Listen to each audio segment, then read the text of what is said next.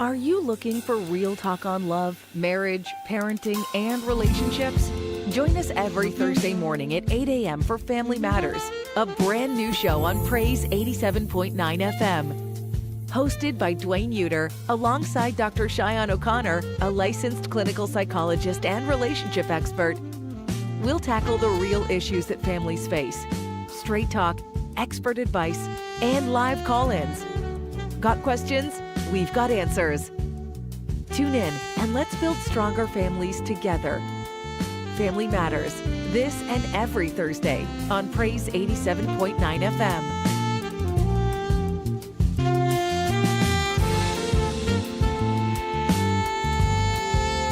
It's 8 o'clock in the morning. Sorry, it's 8:02 in the morning. It's the right start on a Thursday morning, starting your day with a smile.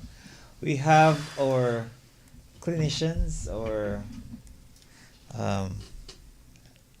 therapists or doctors in this morning from Cayman Essential Care. Good morning. Good morning. Good morning, Dwayne. Good morning. Doctors. Good morning. Good morning, Dwayne. If you could put your mic a pleasure. little closer to your mouth, Okay. I'll hear more and the people will hear you more. Okay. Is it better? All right. Okay, so we're continuing on mental health, and this morning we're dealing with sexual trauma. Mm-hmm. Wow. Yeah, that's A song just came to my mind that I can't sing. I can't say it. Yeah. I can't say it. It's one of those songs. But you usually sing, right? You usually be. I used to, yes. Yes. One day some days ago, Yeah. some years ago, when I was, but that song came to my mind. It's one of those Jamaican songs, Jamaican DJ songs. You can't sing that song. You can't sing that song. Can't sing that I could sing it with Dr. Lottie one of these days. I'll listen. You might need to diagnose if I have mental health problems. So sexual trauma.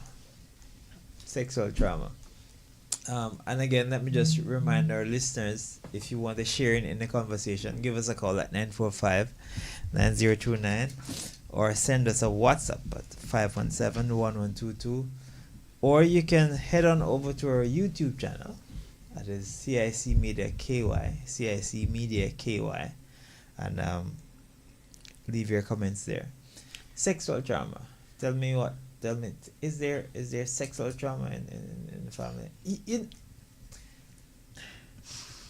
There are some customs, and I think I was my first time ever experienced this, ever heard of this, not experienced it, where a spouse was being pressured.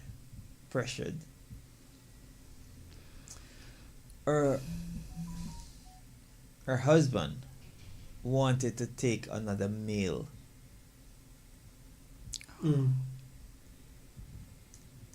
in the house, and that was, I didn't understand that could have been such a real, that could ever even be a desire. Yep. Much more to pressure. Yeah. So for the benefit of the listeners out there, the subject, I think this subject is a very, very important and very sensitive one. Yeah.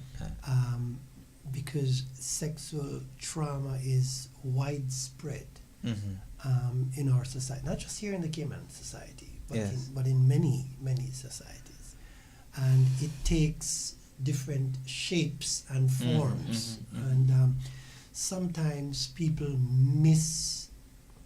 misinterpret, or probably put another way, they limit their interpretation of sexual trauma to mean sexual violence, right?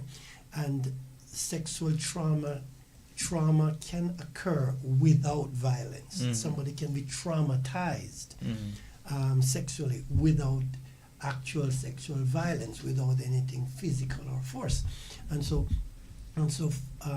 within that definition, then sexual trauma represents any kind of sexual activity that is unwanted, that is undesired, unwanted, that creates distress for the person, maybe emotional distress or even physical distress. So then you begin to understand that even between a husband and a wife, sexual trauma can occur, and many times it does occur. So we want to kind of get an idea of what we're talking about here. It's not just people normally associate rape, for example, as a sexual trauma, but it's not. Rape is just one tiny bit of sexual trauma. It is so widespread. And by the way, not just Dr. Lati on this part, not just, some people also think that it is mainly women who are sexually traumatized. There are men who are also sexually traumatized. I was just going to say that because you mentioned about any kind of sexual activities, Yes. and I was going to say, or inactivity. Oh. That's true. Yeah, that's even a little deeper. Yes. So the idea, the trauma has to do with the impact it has on the brain, right? The impact it has on the mind. What impact is left on the mind? Because when we talk about sex is not supposed to be distressing. Right? Sex is supposed to be beautiful, lovely, enjoyable, rather than being, painful, distressing, unwelcome.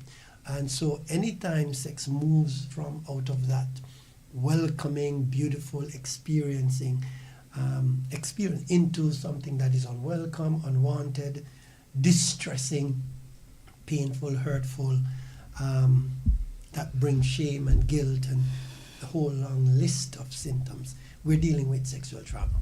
Dr. Lati, you wanted to say? Yes, I was just going to pick up on what you talked about when you talked about men. Yes. Or I'm not sure if it was, you said that, but it is happening, but it is underreported. Men don't talk about that, so we are hardly going to hear about the men who have been traumatized, who have been abused, who have had. Okay, the men who have had experiences that are unwelcomed. Yes. Okay, so we need to sometimes look into understanding what they go through, and they go through some of the same symptoms or worse, if it is really unwelcome, especially if they were abused as children. And I think we should spend some time after dealing with the childhood sexual abuse, which is going to be impacting adulthood. So we need to zero in on that somewhere later on. Yeah, I think that's a good place to start. And if you're just joining us, we're talking about sexual trauma within the family here, presented by the Institute for Essential Care, and how we identify those sexual trauma in the family and how we deal with it. And we're saying that it is a very widespread, very, very widespread situation where number of family members may be affected. And this is one of the issues that affect and can affect all members of the family, both the spouses as well as the children. Dr. Lati, you just mentioned about childhood sexual trauma, so maybe it's a good place to start there as to how do we detect, for example, if we are a parent and sexual abuse is taking place among our children, because sometimes it's right under the noses of the parents and they're unable to detect it, and the children don't say anything at all. How do we do that? Yes, we had said some things about that. We made some pointers about that last week, but I would want to start defining what that is first. And I purposefully looked at the World Health Organization, their definition of what this is, and I'm going to share it. And so the WHO says that childhood sexual abuse is the involvement of a child in sexual activity that he or she does not fully comprehend, does not fully understand. Yes. And the child is unable to give informed consent. A child cannot give informed consent. A child cannot consent to sexual activity. Right. Okay, whether it is the harassment, the touch, the fondling, nothing. They can't do that. And they are unable to do that, and the child is not developmentally prepared and cannot give consent, or that violates the law or social taboos of society. So child sexual abuse, according to WHO, is evidenced by this activity between a child and an adult or another child who, by age or development, is in a relationship of responsibility, trust, power, the activity being intended to gratify or satisfy the needs of the other person. This is what they say. And this is a mouthful as far as I'm concerned. And so sometimes we take it lightly when we get our children involved. And today I think it is a fitting time for individuals to wake up to the reality that we are literally killing our undeveloped children or undeveloped individual with approaches made for sexual activity. And this goes on into adulthood. So when we get that concept, then we can move forward. And somebody's going to say, so what if it is another child? It is the same. It is the same. So what I'm hearing you say is even though the child might be 15 and think they know what they're doing and they give consent, right? Probably at 35 is when they realize that they didn't know what they were doing. Yeah, precisely. I'd like to come in. I'd like to come in on that. So that's what we call statutory rape, right? Yeah. Statutory rape means that the child, if you have sexual contact with the intercourse with the child, right? The child is legally incapable of providing a consent for that action, and therefore it is you cannot say the child agreed. Even if the child said yes. Even if the child says yes, because the child lacks the capacity, the mental capacity to say yes, and so that's why it becomes a crime. The point you're making is a very, very germane point, and that is long term. When we talk about long term, and I think we can go into that a little later, the long term effect of that is right up the street that you're going. It is many times, especially smaller children, when there are sexual abuses of smaller children, many times the children are not aware that this is abusive. They are not aware of the nature of this situation, sometimes because they're groomed to think that it is okay, all right, and so they go along with it. It is not until they are adults, when they have some discussion and looking back, they say, wait, but that was not okay, right? And that's when it really begins to take effect on them. That's when the shame begins to take effect and the guilt begins to take effect. And that's when the other mental health symptoms like the depression and the anxiety starts to take effect in their adult life. And so you will notice that many of the cases, the public cases, Dr. Lat, you'll notice many of the public cases, such of the very popular cases, especially like in the States, church officials who abuse children, right? Yes. Notice that those cases are 30-year cases and 40-year cases that are just coming into light because the crime happened so long ago. You wonder, where were these people, right? Some of the Me Too cases, right, that came back. These things happened a long time ago, and because as children, most times the children are not necessarily conscious of the nature of this, that this is bad, that this is wrong, that this is destructive, until they are in their adults. And when they are in their adults and become aware that this behavior by my uncle is not okay, or this behavior by my dad is not okay, or this behavior by my mom is not okay. And that's when the resentment sets in, and we will probably, they may be walking into a counselor's office to say, I need help to deal with this. So what are some of those, Dr. Lati, I know you have done quite a lot of work with trauma. What are some of those long-term effects of children who have been sexually traumatized? So we are seeing this as an epidemic or endemic, whichever. We are seeing that it is very destructive psychologically first. And let me say, though, it doesn't mean that everybody who has been sexually molested or traumatized actually show these symptoms. It doesn't mean that. But because there are other factors that may prevent that, like culture and what goes, just as you said, some of them would not have known. And it doesn't necessarily mean that they always have to have that impact. Not everybody is traumatized in the manner in which other people are. That's correct. But it has a lot to do with your psychological health. Yes. The lack of trust, the lack of feeling confident, the self-esteem goes down. We're talking about depression. Some of them get very anxious, and most of them have what we call the post-traumatic stress signs and symptoms that we talked about last week.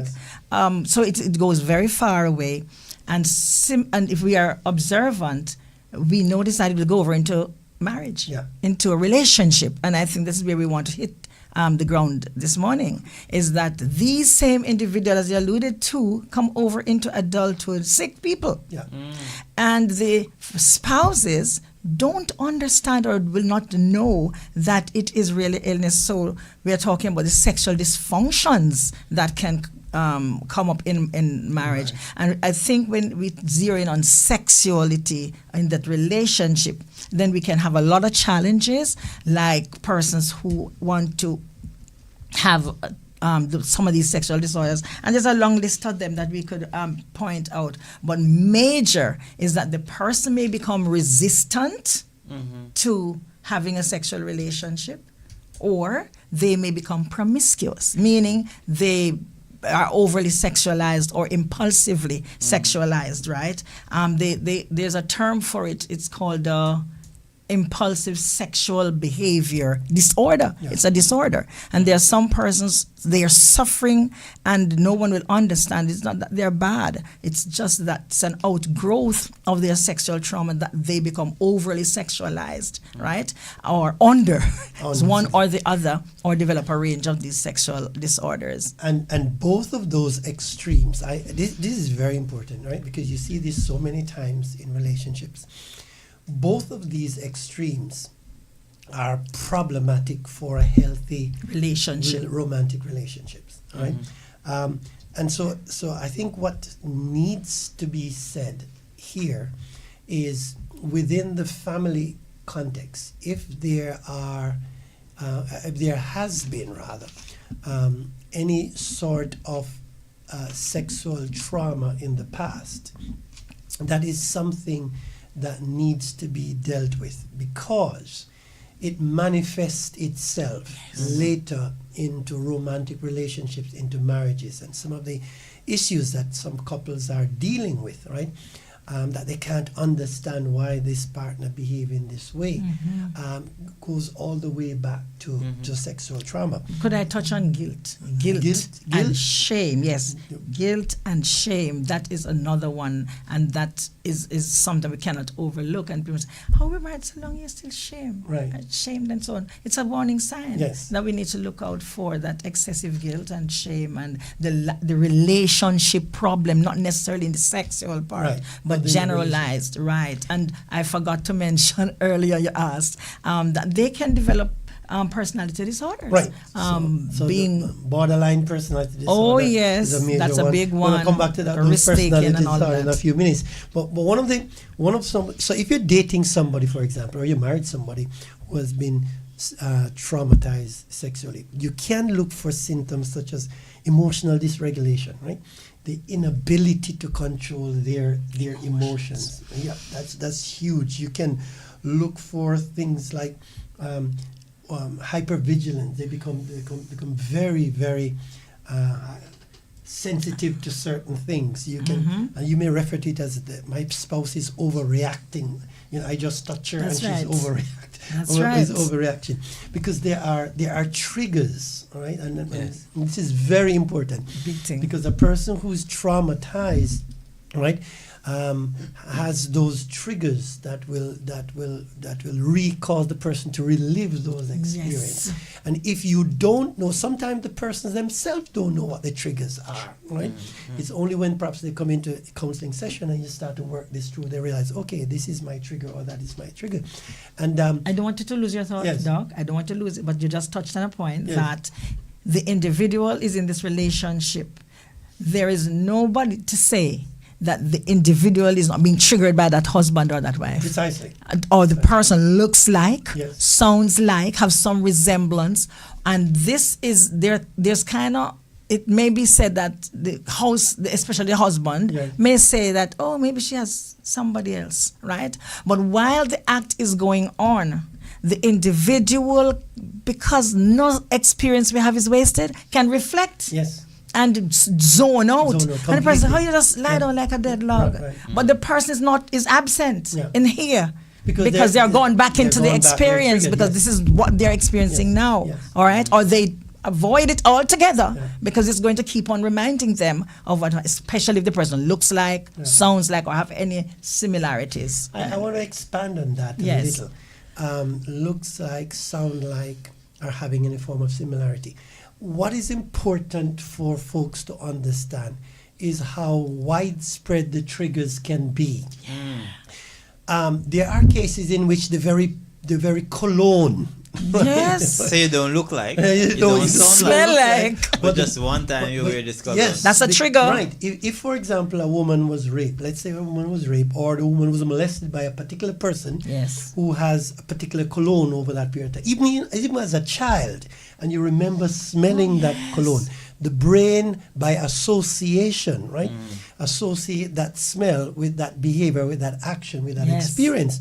Years later, you have a new boyfriend or a married husband, and they wear the same cologne. Man, that can set you off big time. Yes. Yes. And So, so you're triggered by your senses. You can through be your triggered senses. through your senses. Yes. And so it is very, very important then that we understand what's going on here. It's a huge, huge subject, and it caused quite a lot of disturbance in the marital relationship unless it is dealt with. Talking about sexual trauma and what we call it, family matters. Talking about mental health problems in the family. Yes. Say Jane Doe is married to John Doe. Jane Doe was abused at age 12. Is it okay for her just to say it to John Doe, from the courting, or should she go to therapy? Because saying it to John Doe, who is not a therapist, who is not a clinician, is just giving him information, but it doesn't overcome the effects of the trauma. Yeah. May I respond a Yeah, little sure. here? So let us understand that this is an experience that the individual may not at this time be ready to share. Yes. The person may become very avoidant, meaning avoid the very thought, avoid anything that looks like it or any of the triggers, right? So it is not the easiest thing for that individual to be ready to share that, okay? But the behaviors, and they may not even realize that some of these reactions are going to happen either, right? So yes, it's okay if they share it with a professional, yes. Yes. But it may take some time as well to take care of that. So your question is very, very important. But we, in the relationship, we can encourage, right? Yeah. We can encourage individuals to do that. But in the relationship, both individuals need to be observant of behaviors and so on, and get knowledgeable about what these the possibilities. So I would not say that it is a responsibility for the person, because they may not at this point be able to, But or I think the or they can spouse- forget. I think the spouse, if your spouse tells you that I had this challenge when I was a child, based on this discussion, and for a healthier marriage, I would suggest that the one who was not abused encourage the other one to seek professional Sure. help. And here's the reason behind that. All right. Yeah. Two things. Yeah. Two things. If you are already married, right? If you're already in a marriage, Mm-hmm. and your spouse discloses to you that he or she was sexually traumatized in whatever shape or form, it is a healthy and wise Loving. yes recommendation Mm-hmm. to explore that a little bit with your Yes. spouse, to say, okay, did you get counseling for this? Yes. Are you aware of how it affects Our you, or relationship. how it affects our relationship?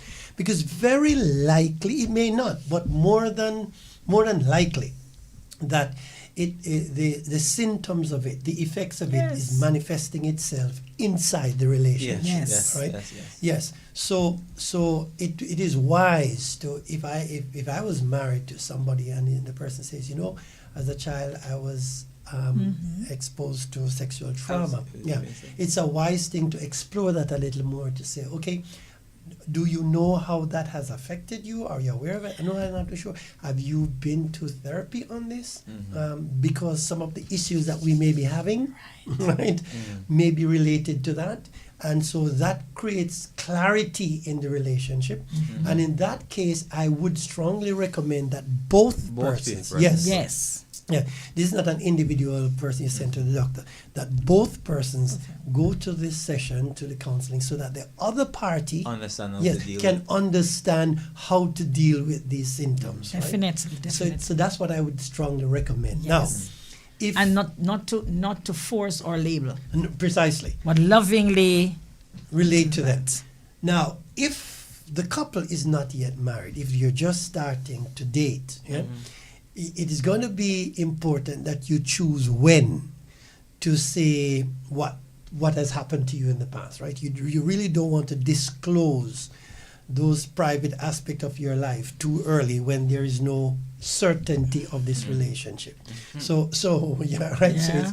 it's going to be necessary to decide, when do I disclose this? Yes. And I'm saying that against the background that some people are not even aware That's it. that this has happened to them in their Yeah. past life. But it is going to manifest itself in your behavioral pattern, Yes. right? It's not just the sexual issue. It's going to manifest itself in the behavioral pattern. And we talk about the ability to regulate your emotions when you are sexually traumatized. You talk about people having anger issues. You're just very angry. You're not even sure what you're angry about. You're just very, very angry. You explode very easily. You talk about people don't value themselves anymore. A depreciation of your own self. And I think Dr. Lati mentioned a while ago, one of the extremes that people go to is when they become promiscuous, when they tend to give themselves away, Yes. right? And people can't understand, why is this person so promiscuous? And we may ready to label them, but don't understand that there are some issues that are driving this behavior.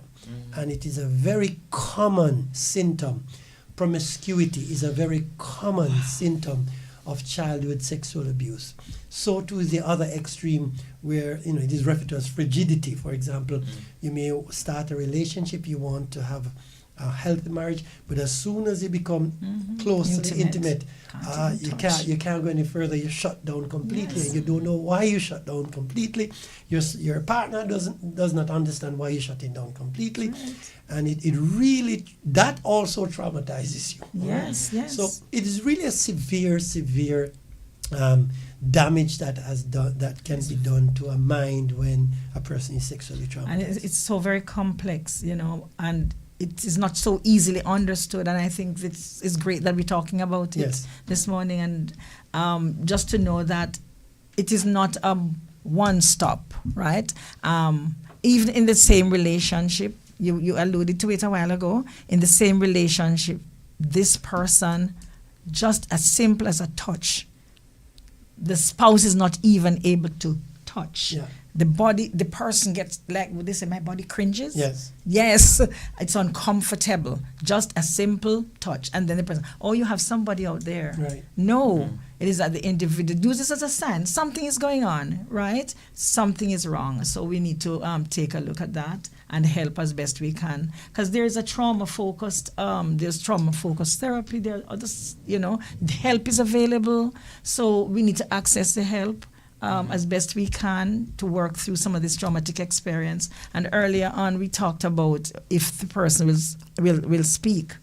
There's another dimension that the person can have what we call autobiographical memory of the situation, meaning they're not lying. They really do not remember. Yeah. Yeah, that's Yes, part of it is trauma. gone. Yes, a part of it. Just they don't remember anything about it. But the impact is there. It makes effect on their personality and all the things we talked about. So they may not really be able to explain or to say, I was traumatized, I was raped or Right. anything like that, or I was harassed in any way because of the impact it is having at that deep level. So we need to take that. And in those cases, again, if you don't understand as a spouse, you could even think that this person is going. Make things worse. Yes. Definitely. Lying. Definitely. Absolutely. How could you lie? While you were talking, my heart got sad because in the real world, one would just see sexual trauma, especially in children, as a male and a female. But in many cases, there has been females assaulting females, Yes. or females assaulting males, Yes.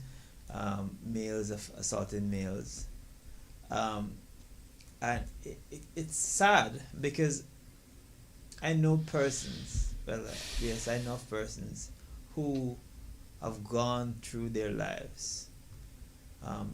My male have gone through his life, and because he was assaulted, from the assault, he even adopted that lifestyle, and then found out that he finally got delivered from it. But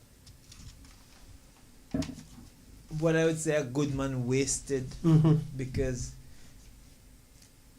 you can see where he would have tried to get married. So Dwayne, and for the listeners out there, if you ever stop and ask yourself, why does the government Yeah. make this into a crime? Mm-hmm. You just think about why is this a crime? Why is sexual assault a crime? If you just Sexual crime. if you if you just think about what crime can arise out of this, what damage.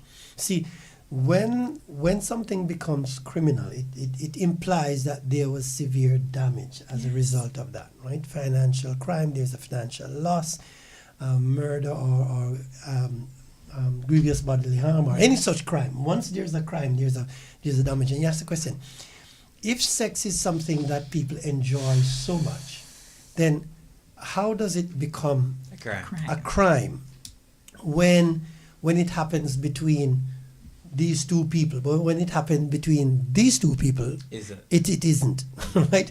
And the answer is it's the psychological Impact. damage Yes. that it has caused on these individuals. That psychologists have recognized that inappropriate sexual activity, right, do result in severe psychological damages that will ruin a person's entire life, right? There's as you correctly said, there's some people's life, the entire entire life is ruined by one action happened when the person was a child or when the person was a teenager. And that is why it becomes a crime, and they'll put you in prison if you do something like this. Because it derails the person. You take away the person's It right. takes away the person's life. entire life, right? Yeah. Because it's not supposed to be. And that is why, if we were to bring back the God factor into this subject, that is why God, when He designed sex, He designed sex within the context of marriage, right? Within the context of two consenting adults, a male, and I can't say two consenting adults anymore, between a male and a female, right? He designed sex, right? Sexual intercourse Sex can only be between male can and female. only between a male and a female, a consenting male and a consenting female, who have decided to commit themselves to each other in marriage. And so, watch this. Anytime, just think about this, anytime sex or any sexual activity takes place outside of that confinement of marriage, it becomes problematic. Anytime it goes outside of the confine of a matrimonial boundary, it becomes problematic. It's either fall in the capacity of adultery, right? Nowadays we don't consider adultery as a crime, but as far as God is concerned, that's not sinful. It's either adultery, it's either incest, it's either rape, it's either something, right? Something that is ungodly, unholy, unhealthy for the person. And so even if you're not a Christian, the very fact, you don't have to be a Christian to appreciate that adultery is bad. Okay? That adultery is damaging to relationships. That adultery is damaging to the society. That adultery is damaging to a family. Right? So you don't have to go to church. You don't have to be a Christian to understand that adultery is damaging to the family and damaging to the society, and therefore makes it bad. So anytime you engage in any kind of sexual activity outside of the matrimonial boundary between a man and his wife, then you're really engaging in unlawful, ungodly, and unhealthy practice, which will result in severe damages. Ooh, that's a mouthful. That's a mouthful. And you had a point earlier about. Do you remember what that was? No. About the male, a male and male, or female and female. So you were saying that sexual impact. trauma can occur between the same sexes. Yes, And it was relating a point where in an individual who maybe been, let's say a boy may be molested by a man, will grow with an affinity towards homosexual activity, and according to the story that he was bringing, that individual, a particular individual he was referring to, have been redeemed, but most of his life have been already been so much damaged and broken. Yeah. He can't adjust in marriage. marriage. Yes, it's a terrible act. Yes, and of course they are, especially males, they are not reporting it. Yeah. They seem to be in a different category, so they suffer their entire lives under this secrecy and the shame and the guilt and fear. A lot of fear is added to that, and as you said, they are going to end up being perpetrators themselves. Okay, because they were damaged, and over time, because of where they are, they sometimes say, "I will never do this to anyone." And I'm speaking from something I'm aware of. I will never ever do this. It's the worst thing that could ever happen. But in the end of it, the individual perpetrated against another. Assaulted somebody else. I was listening to a clip the other day. And it was really hurtful to hear. Yeah. And sometimes these guys, whether guys or girls, but this case was a guy, would have been abusing a younger male. And but if you hear the level of control, violence, threats that was in that voice note, you know, it, like, and the poor guy had sounded so traumatized, and Yeah. I just can't imagine. I can't even believe that these things are real situations. Much more is happening. There are many, many real situations. If you're just joining us, we're discussing sexual trauma here on Family Matters, and looking at how it impacts the family and what we can do about it. And I think the number to call is 945-9029. That's 945-9029. Or send me a WhatsApp at 517-1122. You could also log on to our YouTube channel, CIC Media KY, and leave your comments there. So I'd like to pick up this point, Wayne, that if it happens to you, what shall you do? What should you do? Yes. And I begin by saying a lot of people may not know that, but it is prolific here in our society. In many societies, there are large numbers of individuals who have been victims of sexual trauma in one shape or another. And if you miss it, we were saying it does not have to be violence, sexual violence. Any form of distress, any form of unwanted sexual activities. Sometimes exposing yourself to a child or exposing the child to pornographic material on the internet falls within that traumatic situation as well. So if you have been abused, sexually molested in any shape or form, and again, it doesn't have to be sexual penetration for it to be a traumatic. It can be fondling. You can be exposing yourself.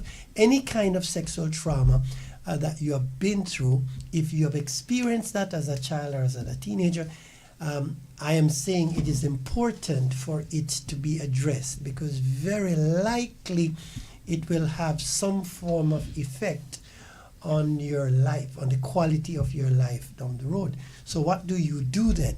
And we talk about if you remember the episode, and sometimes folks don't remember, but if you remember that it happens to you, my advice to you is seek help, right? Seek professional, two things, seek professional help. Go find a psychologist, a counselor, and sit down and talk through the effect of this. And then you may begin to understand why you do the things you do, why certain things happen to you, why you make the choices you make, right? Talk through that. If you are in a relationship, it is important that that aspect be discussed at the appropriate time so that both of you can attend. Let's look at how it affects us in terms of personalities, all right? Dr. Lat, you mentioned earlier that one of the most popular personality disorders that arise from sexual trauma is borderline personality. It's very, very, very, and OCD, right? Obsessive compulsive disorder. Yes, borderline personalities disorder. That's a real challenging one. And one of the hallmarks, right? There's one of the textbook hallmarks of borderline personality disorder, what we call BPD, is tumultuous relationships. Yes. Right? It's you want to speak to that? It's textbook. Yes, and that is and that is where we come into the impulsivity of the sexual behavior. And there are some individuals in other words, it's risky behavior. It's very risky. So they are not able to think of the dangers or the consequences At the moment. at this time. Yes. It's maybe afterwards. But for example, a person may be so hypersexualized, impulsive at it, and they'll have multiple sex partners. Okay? And and they move and they're not satisfied. They're seeking for this gratification. It doesn't happen. Okay, so they move through the ranks, and that is very, very dangerous. We're talking about relationship problems, interpersonal issues. We're talking about diseases. We're talking about health issues. We're talking about everything, right? The entire person. The person ends up being ashamed and fully embarrassed. And they still go on doing it and doing it. We cannot take that lightly, Doc, because they're very important stuff. It's interesting stuff, because and they're powerless. Yes, borderline personality disorders. Those people, individuals with those that particular challenge, they crave relationships Badly. They want In fact, one of the biggest challenges for them is a fear of abandonment. Yes. They always want to be in a safe, healthy relationship, but their symptoms themselves, right? The symptoms undermines the safety of that relationship. Yeah. Right? Because they have what is called splitting, right? Today they will treat you as a king, and tomorrow they are extremely mad with you. Their Parts. Yeah, their emotions are extreme. They go from one high to one low very, very easily. And so because of that, it is difficult for them to maintain stability in the relationship. And it's frustrating. How is this treated? Psychotherapy. Yeah. Psychotherapy is key to teach them self-awareness. If they understand who they are and what is happening to them and why they react the way they react, then you can teach them to regulate their emotions. So one of the interventions is what we call DBT, dialectic behavioral therapy, which is well known to assist them, to help them to regulate their emotion, because they can reach from 0 to 100 in a second, right? Yeah. They really Or the other way around. Or the other way around. They're very intense. They're very passionate and very intense, and in just about everything they do. If they love, they love hard. They love hard, and because they love so hard, when they are disappointed, the disappointment is hard. Yeah, so it is a really challenging disorder that they go through, but they can be helped with psychotherapy, with dialectic behavioral therapy. And trauma-informed therapy too. Trauma-informed therapy that can help them. So those individuals really need steady psychotherapy process, and as they learn to control their emotion and learn to and understand what is happening, then they can make better decisions. They can communicate better, they can interact better, because they are understanding more of the behavioral pattern. And we can't underestimate the power of psychoeducation. Precisely. Teach them, help them to learn and understand, let them research, let them understand more about what's going on with them, and so on. I'm just seeing why, and I'm sure here you could say why parenting is important. Yes. Very important. Yes. Because, for example, girls will fall into this kind of abuse because they didn't get enough love from their dads, and so it just spirals into so many things. Yeah. And even after going through 20 years of this, they still crave that love. They still crave that love, and they won't stop until they get it. Yes, That's right. it is a quest for love, and this is why these individuals may very well choose the wrong partner. Yes. Right. Yes. This is highly informative stuff. Because of the complexities, right, and their desire for love and their lack of love in their own personal life, even from their parents, they're searching for love. They're likely to respond to anybody that is offering love, and end up with the wrong partner. and then love the wrong partner so hard and with such intense that when it breaks up, the breakup is hard, and they react to that. So it's a very sad situation when anybody finds themselves being sexually traumatized because the impact is so severe. Now, Claty, you wanted to come in. I lost it. I was going to come in on something you said earlier on, and thinking about this person feeling betrayed as well. Yes. You know, and they fight their lives to ensure that they do not betray, but they themselves turn around and betray.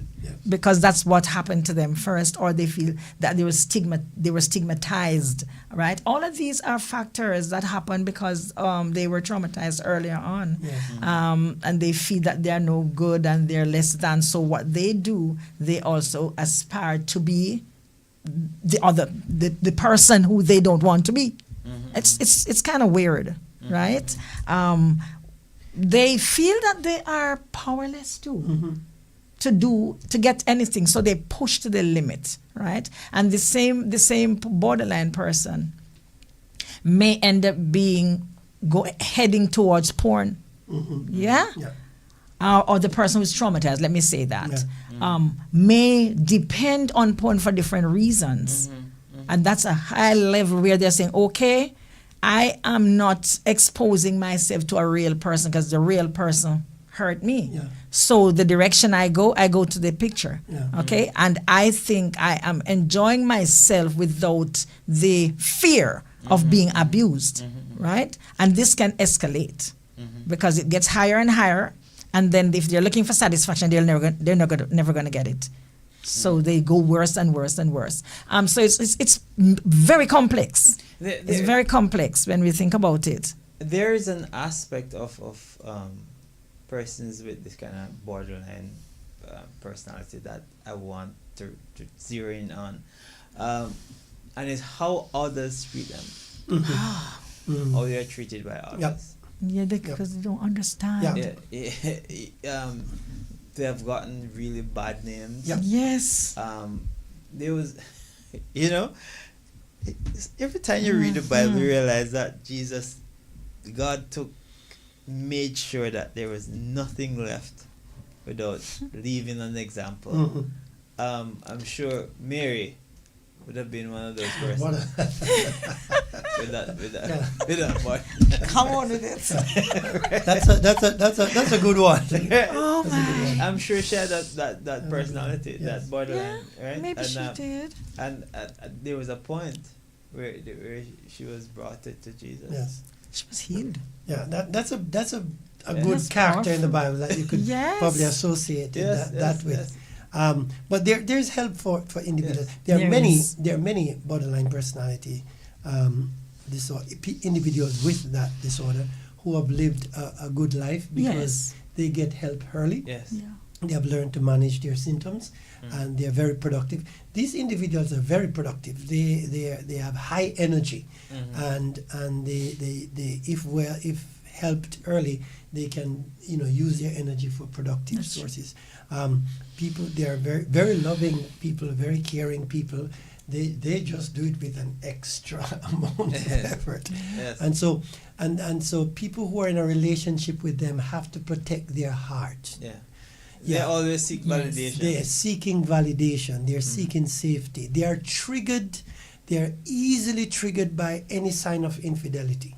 Okay? Yes. Easily triggered. I mean, severely triggered by any sign. Or any form of dishonesty. Or any form of dishonesty. Yeah. So having a safe, secure relationship is very helpful to these individuals. And so if you're dealing with that out there, that's something we would like you to maintain. But yeah, the idea, the last thing we probably wanted to say about this, you mentioned the point about parenting, is how we can protect our children from being exposed to kind of sexual traumas.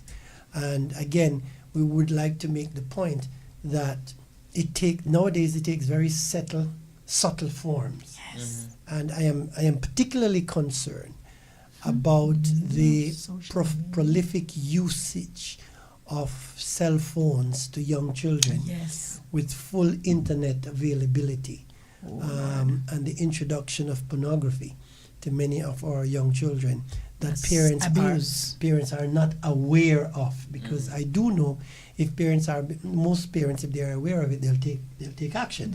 The problem is that most times they are not aware of it, and so Or sometimes they take action too late and they when take the action. children are already Precisely.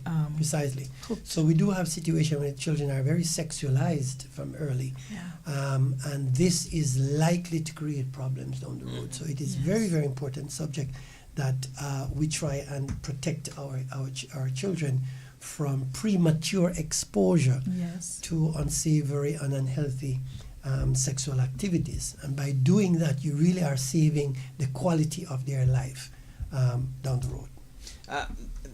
Dr. Connor, there again, persons persons in my age group, when you talk about sex, you can only be thinking about male and female. Mhm. But there's also the introduction of a perversion Yes. of sexual activities at the early age. Yes. I mean, when I was younger, there was two guys, or two normal persons and a nerd. And that nerd now changed from two normal persons to homosexual. Mhm. But now when you look at the equation, most times it's two homosexuals, Mhm. and then the person who is heterosexual or the person who's not seems to be the nerd, Mhm. seems to be the odd Yeah, one. yeah. Odd. Yes. Yes. So it's a different kind of normal in the society. Yeah. New normal. A new normal, yeah. Things New normal. things have changed drastically. There's been a major shift from what was normal, what we consider to be normal, what the Bible considered to be normal, and maybe this is a good place to end. We cannot talk about sex Yes. or without bringing in the context of the Bible into this. Yeah. Because it is through the Word of God that we have an understanding of sexuality. Creation began with that. So any societal knowledge, right? Healthy knowledge of human sex, any healthy knowledge of human sexuality must be guided by the Word of God, because that's the source, right? That's the source. That's where we get a knowledge from. That's how we know God made one man and one woman. That's how we know God married them. That's how we know God instructed them to go multiply and replenish the earth. So it is within that context that we have to discuss the subject of sexuality. And therefore what we are saying is that the new norms that are coming up, all right, are inconsistent with the creative design, what I call the design, the divine design. And I've always said and continue to say, no man can improve on what God has done. If God says sexual intercourse ought to be between a man and a woman within the confines of marriage, nobody can improve on that. You can't be better than God, because He's a designer, right? And so what we need to do is to confine ourselves, right, to that boundary that God has given, because you use a word which is correct. Anything outside of that is a perversion. Just think about that. Anything outside of that is a perversion. And it's interesting to note that human beings are not the only species of male and female. Everything else, right? Everything else is designed male and females. But human beings are the only species that create a perversion. Is that amazing? Just think about that. Everything else, animals, fishes in the sea, birds in the air, insects, everything else maintain the boundaries. They don't see how it can work otherwise. They don't experiment otherwise, right? Everything maintain the boundary as God had designed it, and therefore things run as God has designed it. mankind is the only one who says, okay, well, we don't have to remain here. We can try something else, right? Alternative lifestyle. And the question is, alternative to what? Alternative to what God has designed. Well, there is no alternative to what God has designed. Anything alternative to what God has designed falls into the devilish design. And so it is very important. And I think that's one of the reasons. Let's end by this on this point. That's the reason why we're discussing this subject this morning. There would never be sexual trauma and sexual abuse and sexual violence and all this stuff that we're discussing if sex had remained within the confine of a healthy marital relationship. It is outside of that we have the challenges, right? And even though somebody may say, but husband and wife have traumatic experience, any traumatic experience sexually between husband and wife is influenced by something outside, right? And so if we keep it how God has designed it, it will be healthy, it will be wealthy, and it will be wise. Another very exciting thing that's going to be happening this weekend that you should be a part of, that's very healthy, wealthy, wise, is a movie night that's going to be at Pedro St. James. It's brought to you by the Cayman Islands National Attraction Authority and the CIC Media KOI, that's us here. It's going to be a movie night, a very, very inspiring movie. The hopeful. It's inspired by real events. And so, doctors, you just bring your blanket. Sure. And just come out over on the lawn at PJ Castle. It's going to be free. We used to call it Sunday matinee. Sunday matinee. It's going to be the 30th of March. It's a good outing. It's a good place to go. Yes. I went there last week and I was really pleased. And it's a family event. So we're talking about so sometimes families struggle to what can we do as a family? Where can we go as a family? This is a beautiful family event. Bring the entire family out, the kids as well, and bring a blanket and hang out on hang out there. Popcorn, there'll be under the stars. Also, I would really recommend that you take a friend with you. Yes. Take a co-worker, take someone with you, and it's going to be free. In order for us to cater for the persons that are going to be there, we're going to have tickets out. You could get tickets, but it's free. My tickets just to get a head count of because we can only fit so much in the outdoor theater. All right. That's it for us. The end of Family Matters. Very, very intense. I could feel the quietness. It's very quiet this morning. Very intense. And I could tell you why. There are so many persons who would have gone through some sexual trauma. Yes. Some form of sexual trauma in their lives, and I'm sure it's some of them didn't even know how severe this is. That's it. Or they know of persons who have gone through sexual trauma, and it just sits. It's true. It sits at a place that brings hurt. We're happy that we can have this discussion and bring this to light. And every Thursday morning we'll be here. We'll be here next week Thursday again as we pick up something else to do with family and family matters. And if you want to make contact with us during the course of this week, you can find us at the Institute for Essential Care. That's at 59 McLendon Drive here in Georgetown, Grand Cayman. That's right behind Foster's Airport Center. Across from DHL. DHL, yes. Yep, and you can find us online at CaymanEssentialCare.com. That's CaymanEssentialCare.com. All our clinicians are available online. Feel free to book an appointment and we'll be happy to see you. Or you can call us at 325-7556 and... She doesn't want to give her number. She doesn't remember. 329-6213. 329-6213. All right, God bless you. We see you next week. Bye-bye.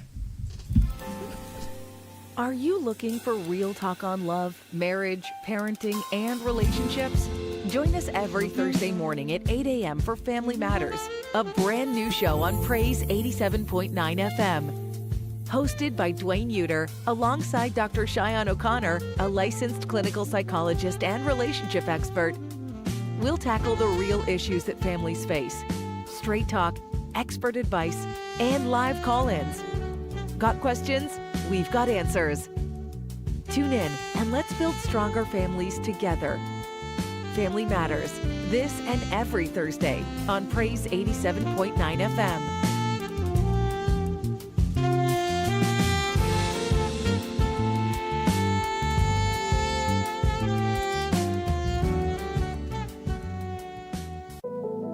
When your daughters start to face those challenging moments in life and need that extra bit of protection, give them Curves sanitary napkins. Curves are cotton soft, super absorbent, breathable, and have 4-wall protection to keep them feeling dry and fresh throughout the day. Curves sanitary napkins offer all-day comfort and protection when it matters most. Get ready for a magical evening under the stars. CIC Media KY, in association with CINAA, presents Movie Night. Join us on Sunday, March 30th at 6:30 p.m. on the beautiful lawns of Pedro St. James Castle, Savannah. We're featuring the inspiring film, The Hopeful. Bring your blankets, chairs, family, and friends. Snacks and refreshments will be available. Best of all, it's free. Don't miss Movie Night. See you there. Sponsored by Pedro St. James, CICSDA, CINAA, Praise 87.9 FM.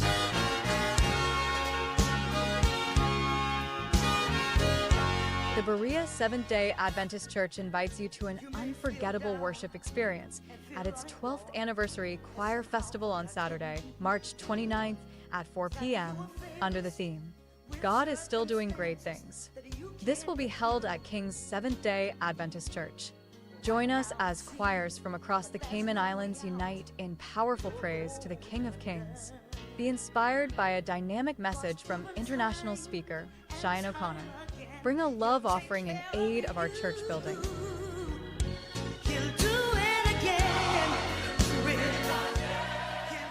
Get ready for a magical evening under the stars. CIC Media KY, in association with CINAA, presents Movie Night. Join us on Sunday, March 30th at 6:30 p.m. on the beautiful lawns of Pedro St. James Castle, Savannah. We're featuring the inspiring film, The Hopeful. Bring your blankets, chairs, family, and friends. Snacks and refreshments will be available. Best of all, it's free. Don't miss Movie Night. See you there. Sponsored by Pedro St. James, CICSDA, CINAA, Praise 87.9 FM. Hi, welcome to Jesus Wins, a daily devotional by Elizabeth Talbot. This whole month of March, we will be exploring the topic, Following His Guidance. March 20, His Revitalization. And when the doors were shut, for fear of the Jews, Jesus came and stood in their midst and said to them, Peace be with you. John 20, verse 19. I was astonished to see the high water mark on the wall. In June 2013, in the beautiful German city of Passau, the flood waters reached the highest level in more than 500 years. Due to the rising waters in the three rivers, the Danube, the Inn, and the Ilz, this section of the old city, with its beautiful architecture and tourist attractions, was underwater up to the third floors of its buildings. It was a tragedy. Then I saw photos of the residents of the town coming together in order to rebuild their city. It was amazing. When I visited Passau in 2018, it was as beautiful as ever. How does God guide us in rebuilding our lives after tragic events? The crucifixion of Jesus was the darkest moment for his disciples. From their perspective, the pounding of each nail and the eventual death of their beloved master had totally crushed their dreams for the redemption of Israel. Yet from heaven's perspective, the exact same events were the ones that secured eternal salvation for all. Jesus had taken upon himself the punishment of our sins, and he rose from the dead on the third day. In the evening, the disciples were gathered with doors shut for fear of the Jews. They didn't know how to begin to rebuild their shattered lives. What could possibly revitalize their minds and hearts for them to go on? That's when Jesus showed up and stood in their midst. His first words to them were, "Peace be with you." John 20, verse 19. After a tragic event, when God is rebuilding our lives, it is helpful to understand the way in which Jesus, after his death, revived the hearts of the disciples with his presence, his peace, his revelation, his joy, and his purpose. He personally came and stood among them to reveal himself in a new way and to speak peace. They rejoiced seeing Jesus in this new light, as he reminded them of his purpose for them. As the Father has sent me, I also send you. John 20, verse 21. When tragedy strikes, we won't always understand, but God will guide us with his presence, peace, joy, and purpose, and he will always reveal himself to us in a new and deeper way. Today's podcast was excerpted from the book Jesus Wins, published by Pacific Press Publishing Association. If you would like to purchase your own printed copy, you can do so by calling 1-800-765-6955 or by going to AdventistBookCenter.com or Jesus101.tv. From all of us at Jesus 101, thanks for listening, and remember, Jesus wins. Focus on the Family has great resources for all types of families, and what I would encourage you to do is to go on their website, poke around, see what type of resources are available. They have an 800 number that you can call. You can talk to someone. You can even pray with someone at Focus on the Family, and they will steer you in the right direction. Linda is a big believer in our mission to strengthen and support families, and that's why she gives monthly to Focus. Whether it's just, getting resources online or being able to make monetary donations. It's a great ministry. I'm Jim Daly. Working together, we can be a lifeline to families, giving them godly truth and hope. Join our monthly support team today by calling 800, the letter A and the word family, or visit focusonthefamily.com/families.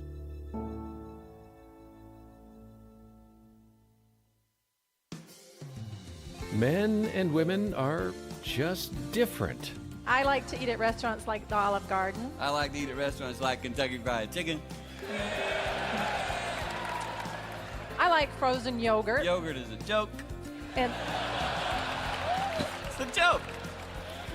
Well, that's Jane and Dan Seaborn having some fun explaining contrasts that often occur between men and women and how those differences can impact your marriage. Welcome to Focus on the Family with Jim Daly. I'm John Fuller, and thanks for joining us. John, this is a great presentation from a Promise Keepers event recorded back in the 90s. And here's why we're airing this timeless message today. Dan is challenging men to really think about what it means to follow the biblical admonition to nourish and cherish your wife, in spite of all of the differences that you have in your relationship.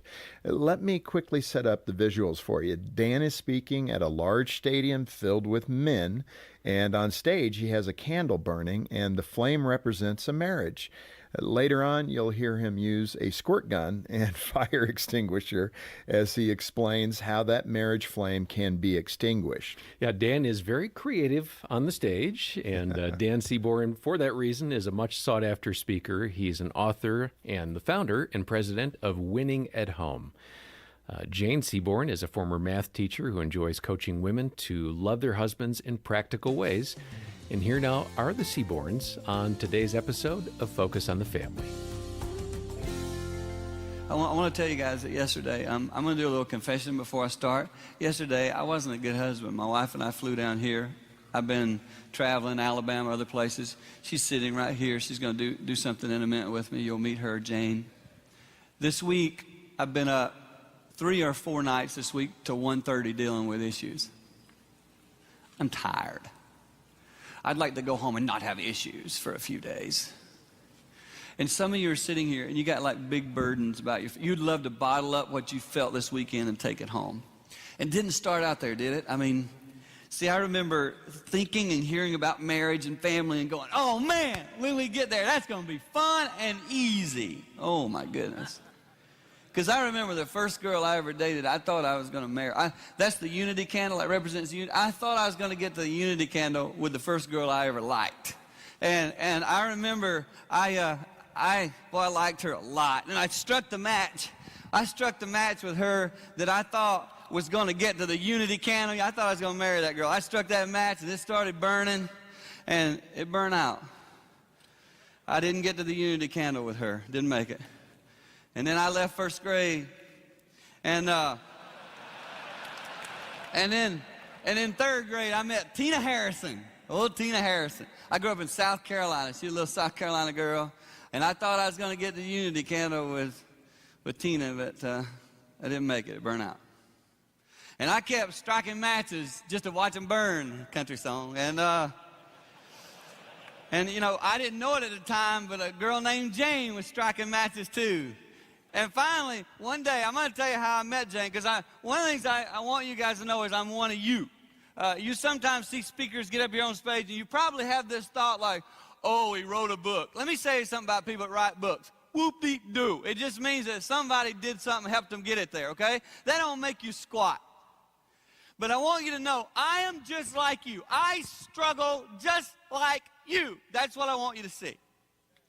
And so I want to tell you how I met my wife, because, you know, you probably look and you go, oh, I bet he was out praying and the Lord brought her walking up to him. Nope. We were in college, and she was at a vending machine, and she had put her money in, and obviously the thing wasn't working, and it didn't do it right, and it dropped it. You know when it gets hung up in there? And the first time I saw her, she was reaching up like that right there.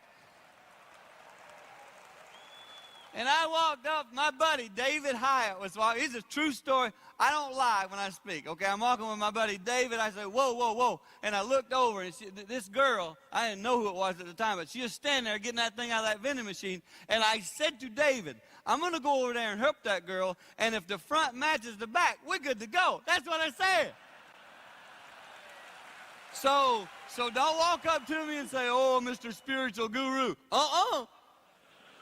I didn't start out spiritual. And we struck a match, and we lit our unity candle. I want you to know this summer it's been burning for 25 years, a little over 10,000 days. The problem is we're not alike. You know, I just can't get her to see that she's got some areas she's got to really change for us to be alike. And see, we are really, really, really different people. In fact, I'm asking my wife to join me out here for a second. Help me welcome Jane. I want to just show you how different we are. Come on out, babe. This is my wife, Jane, 25 years. She's a math teacher, so she uses the math part of her brain. I don't even get math. I always say to people, when X plus Y equals Z, it's over. You know what I mean? I don't get that. But what we've done here, for your sake, to help you understand how much like us, you are and we're like you, we made a list of our differences. We did this, how long do you think, 10 years ago we started doing this? And people enjoyed it. So I want to just kind of show you some of our differences. Let's do it, babe. To start with, I'm more of an introvert, and being in front of you is not very comfortable for me. Yep, that's right. Okay. But I told her if she'd do this, I'd take care of her later. So she's willing to do it. Just kidding. Just kidding. Just kidding. I like hot tea. I like sweetened iced tea. I don't like to be sweaty. Oh, I love to sweat.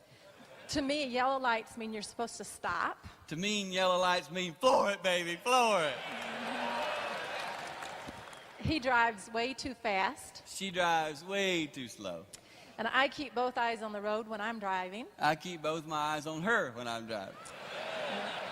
And Dan drives too close to the car in front of him and too close to the center line when he's driving. And Jane drives too close to the center of every pothole in the stinking road when she drives. You got a wife like that? I'm like, honey, didn't you see it coming? I like grilled chicken. I like my chicken deep fried in Crisco oil and covered in shake and bake. We got to do a women's conference sometime so all the women will cheer for your stuff. I like, whenever I stand in front of the mirror, it's to primp and get ready. I'm flexing, man. I'm checking it out, you know. And I like for things to stay the same. Yeah, I change something every day. It's just my style. Yeah, and when we disagree, he wants to just talk it to death. And she's the one that gets really quiet, and it just drives me crazy. When we golf, I'm patient with groups in front of us if we have to wait. I like to sting a ball right off their forehead, man. That ticks me off. Hurry up, hit the ball. You're no good. That's why you're so slow. I like baked potatoes. French fries. I like ranch dressing. French. I took Spanish. French. I like to cuddle and kiss. French. Mm-hmm. Hey, I prefer water over pop any day. I prefer pop over water any day. Yeah, and one of my favorite things in life to do is to read a good novel. I like to read the comics. Yeah. I like to sleep in warm nighties. I prefer to sleep in the buff. And I enjoy watching movies like Sleepless in Seattle. I fell asleep watching the movie Sleepless in Seattle. I like quiet music. Give me something with a beat. Careful. Risky. Analytical. Emotional. Peacemaker. Confrontational. I like to eat at restaurants like the Olive Garden. I like to eat at restaurants like Kentucky Fried Chicken. I like frozen yogurt. Yogurt is a joke. And it's a joke. I wouldn't say I'm good, but I'm okay around the house with a tool. She's very good with tools. I'm actually not good with tools. You're good with tools. I prefer a good massage. I like to be very lightly scratched. And I think it's important to look nice when you leave the house. It does not matter how you look when you leave your house. I like the color fuchsia. Blue. I think kittens are cute. Dead. Thank you.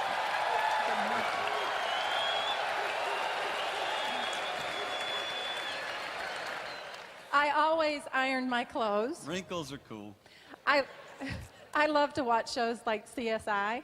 I love to watch shows like ESPN. I prefer small groups. I like a big crowd. And I would never, ever yell at a ref at a ball game. You know, somebody's got to tell those clowns when they're wrong, you know? Sometimes if we're at a game and, like, I'm yelling at a ref or something, you know, I hardly ever do it. When I do it, Jane will be like, honey, they recognize your voice, you know, because I do radio and stuff. And so I'll go, you ref, you're an idiot. Get out of here. Change your voice, you know. If you're a ref here, God bless you. Thanks for your ministry. Mind the word. When I see a sign, I follow the rules. I don't even see the signs. When I'm sick, I don't whine. I don't mean to, but I need her when I'm sick. I don't think that physical intimacy needs to be such a big focus in a marriage. I agree. I think once a day is plenty.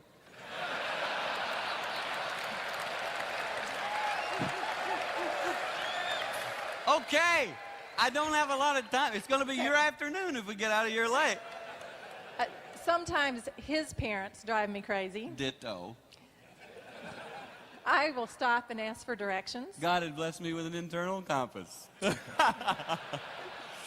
And in spite of all of these and many, many more differences, I still love this man. I love you too, baby. You're awesome. Thank you.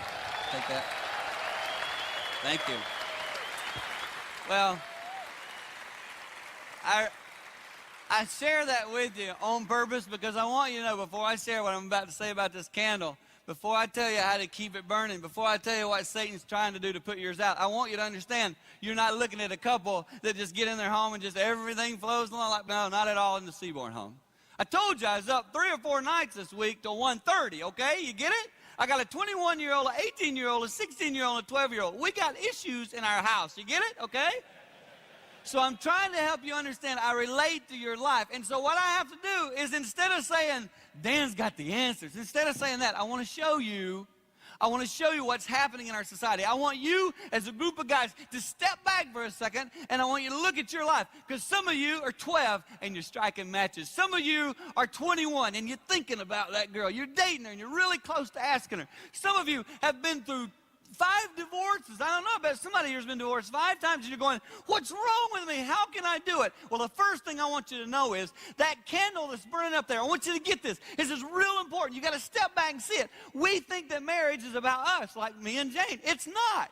When God designed marriage, he looked down from heaven and was like, okay, I got to somehow help these people understand what heaven's supposed to look like. So if I can get a man, and this is all throughout Scripture, Revelations, Ephesians, if I can get a man to act like Christ and a woman to act like the church, I'll put them together and I'll have a little piece of heaven on earth. And God goes, oh, that's what I'll do. I'll design a man and a woman to stay married for life, and I'll give them, oh, then the kids growing up in that house, they'll be like, oh, this is like heaven. And so Satan said, you know what I'm going to do? I'm going to cause divorce, and I'm going to tear this family to shreds, and I'm going to help kids learn what it is to grow up in hell on earth. And let me just ask you guys a question here, okay? Listen, would you say that your home, as you look at it, would you say it's more like heaven or more like hell? I'll be honest with you and tell you, there are days I feel like mine's just a little piece of hell. But my goal is, as a man, listen to me, you guys sitting in this room, listen to me. You're the owners of the responsibility of loving your wife and children in awesome and crazy ways, okay? And I'm going to show you right now. I'm going to have to do it really quick here. Up here on this thing now, I want you to look. We got a candle burning. And I want to show you what's happening in our society. Let me tell you what I see some of you men doing. You're doing it right now in your houses. You did it before you came here. Some of you have put like this globe over your marriage candle, and you're snuffing your own marriage out. You're not honoring your wife. You're not celebrating her. You're not lifting her up. You don't encourage her. You don't say things to her like, I cherish you. I love you. I want to be a good husband to you. And you've put out the candle. There's no oxygen to give candle flame to this thing. See, it's out. And it's just a little puff of smoke left. If I light this candle and I get it going and it gets to burning, there's enough oxygen in this place right here that it's not going out as long as that wick is there. And you as men need to understand, a lot of you go, why am I having so much trouble in my family? Why am I struggling with my children? Why is my marriage not doing well? Because you're snuffing it out by the way you live.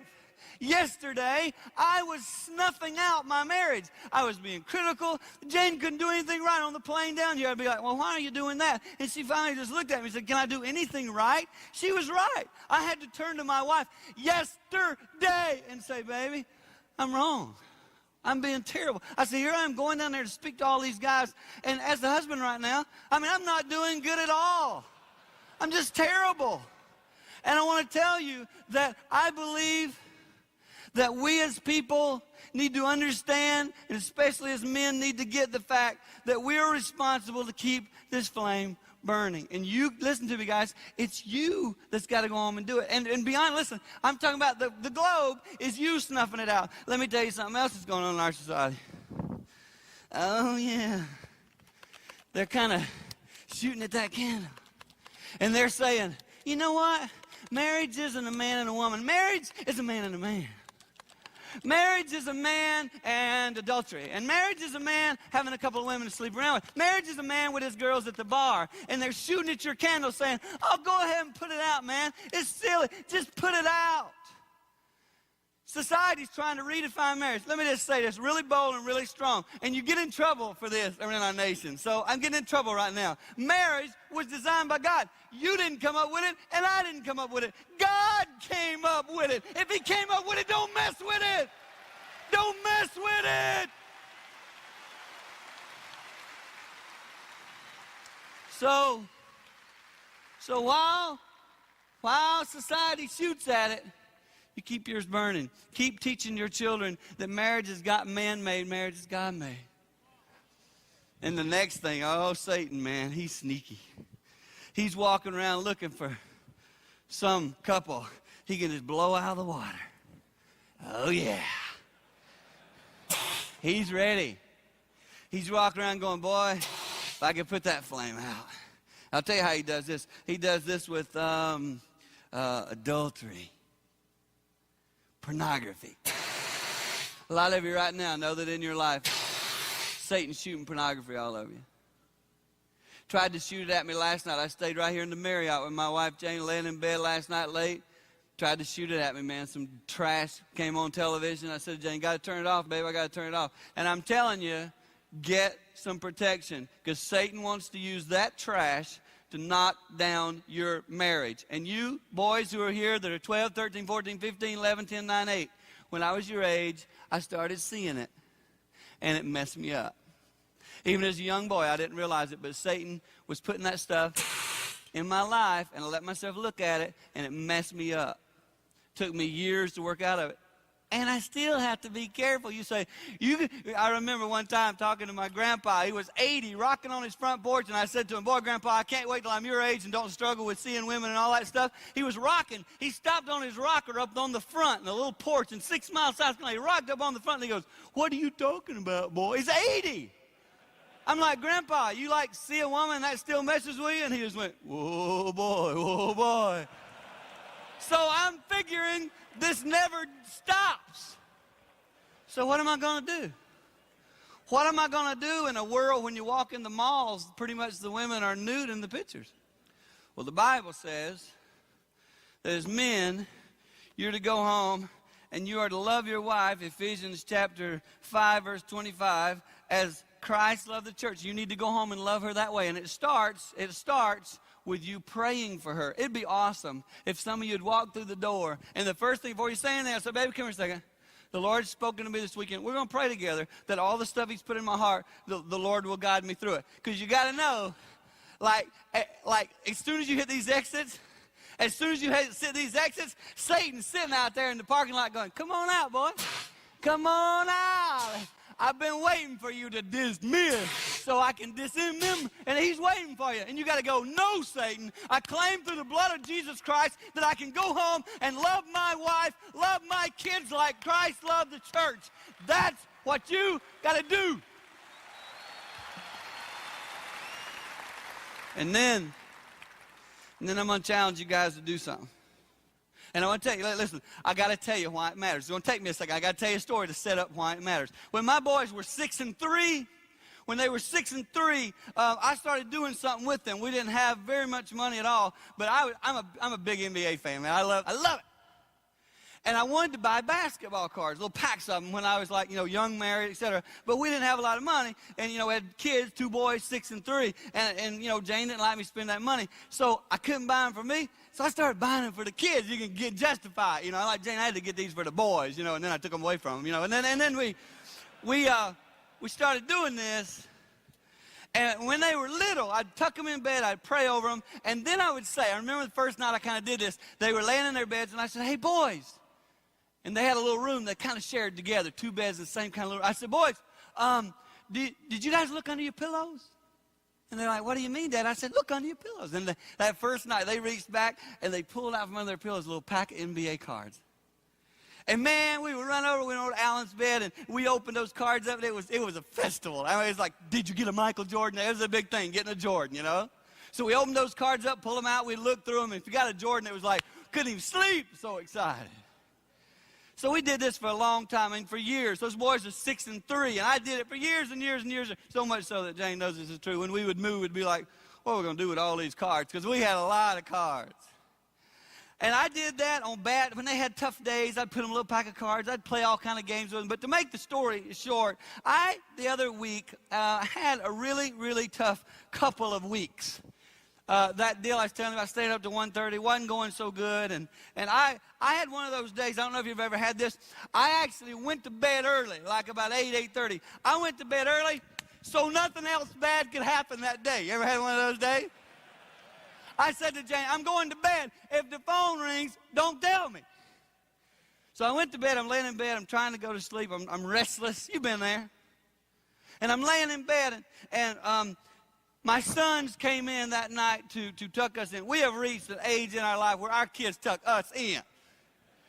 I ask for cookies. I tell them I got to pee. I do all kind of stuff. And that's sad, but that is true. But I finished, Alan came in, I should say, and he went over to his mom. He's 21. He prayed for his mom, gave her a good night kiss. Then he came around to my side of the bed, and I was at that in-out stage, and I was there just kind of, hey, Alan. He goes, hey, Dad. And he gave me a kiss on my head. And he goes, Dad, I love you. I know you've been having a hard time. And he said, I pray for you. You're a good dad. Thanks, son. Good night. Good night. And he started to walk away. And as he was leaving the room, he looked back and he said, hey, Dad, did you check under your pillow? No lie. And I went, don't mess with me, man. Don't mess with me. He goes, no, seriously. And I reached my hand back behind my pillow, and I honestly started crying. And I pulled that little NBA pack out from behind my head, and he had written a note on it that said, hey, Dad, I know you've been having a tough couple of weeks. I wanted you to know that you're an awesome dad, and I love you. P.S. Don't ever forget to check under your pillow. That's what the little note said. I started crying like that. I mean, it was awesome. And I said, well, come on, sit on the bed with me. Let's open them up. So he came and he sat on the bed when we opened it up, didn't get spit, and we sat there. But you know what? It didn't matter. It didn't matter. Now, here's why I told you that little story. Listen to me very carefully. 4 weeks ago, that 21-year-old boy stepped on a bus and moved to South Africa. I won't see him for 1 year. He's going to work with AIDS orphans. And he got on that bus, and I started crying. A big bus came through, several people driving to the airport, and I'm standing here crying like a baby. I had, by the way, snuck a pack of NBA cards in his suitcase. He didn't get anything. And so he's standing on the bottom ledge of the bottom step to get on that big bus to go. And I'm out here standing by the car, and I'm waving, and I'm crying. I'm crying hard. My wife, Jane, the one you just met, she walked up. She put her arm through my arm. She's crying like crazy. And then she said this to me, honey, we've tried to stay married and give him a good example. We've loved him all these years, and we've worked for 21 years to give him to God. Let's let him go. And we cried together, and I said to my wife, I said, baby, we've given him a lot of things. I've given him cards. We've given him this. We support him to go to Africa. But I think probably one of the greatest gifts we ever gave him. You ready? That flame's still burning. And today, I'm not stupid. I know some of you are single parents and you'd love for your flame to still be burning. I want you to understand that your witness as a parent, even through a divorce, is huge. Single parents are some of the greatest examples of Christ I've ever seen. And I want to tell you today that my challenge for you is that the Lord would help you. Listen to me. The Lord would help you go home and be men who keep the candle burning. Listen, stay married for life. Well, we're going to have to end right there on today's episode of Focus on the Family with Jim Daly, with a great message from Dan Seaborn and his wife Jane. And our thanks to our friends at Promise Keepers for letting us share this message with you today. Yeah, we're running out of time, John, so let's wrap up with a great follow-up resource. We've put together a free collection of audio downloads with over 4 hours of encouragement for your marriage, including this message from the Seaborns. You'll learn what both husbands and wives can do to cultivate a better relationship. Look for the free collection called Nurturing the Heart of Your Spouse when you visit us online. And let me just remind you, Focus on the Family is a pro-marriage ministry. We want your relationship to be healthy and thriving. And we also want to invite you to be a lifeline to other couples who need help too. Our research shows that over the past 12 months, we've helped 750,000 couples strengthen and even save their marriages. And I think that's awesome. It really is wonderful, yes. You can be a part of our ministry to marriages by becoming a monthly donor to Focus on the Family. That's how Gene and I support the ministry. We've set a goal of finding 1,000 people to join our community of monthly sustainers who care deeply about healthy marriages and healthy families. Please consider becoming a part of the team, won't you? Join us when you call 800, the letter A in the word family. That's 800-232-6459. Or you can donate online and access that free audio collection, Nurturing the Heart of Your Spouse, when you click the link in the show notes. On behalf of the entire team, thanks for joining us today for Focus on the Family with Jim Daly. Please take a moment and leave a rating for us in your podcast app and share this episode with a friend. That will help spread the word and the impact of this great content. I'm John Fuller, inviting you back as we once again help you and your family thrive in Christ.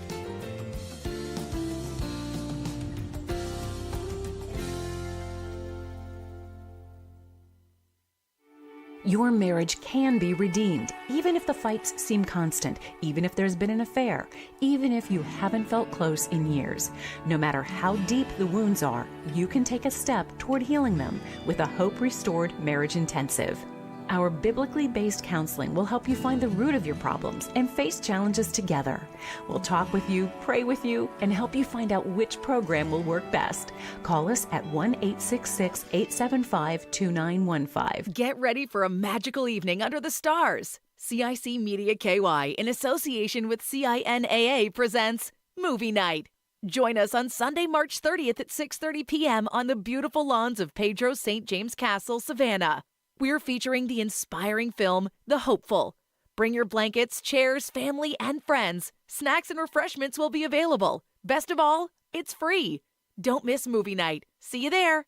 Sponsored by Pedro St. James, CICSDA, CINAA, Praise 87.9 FM.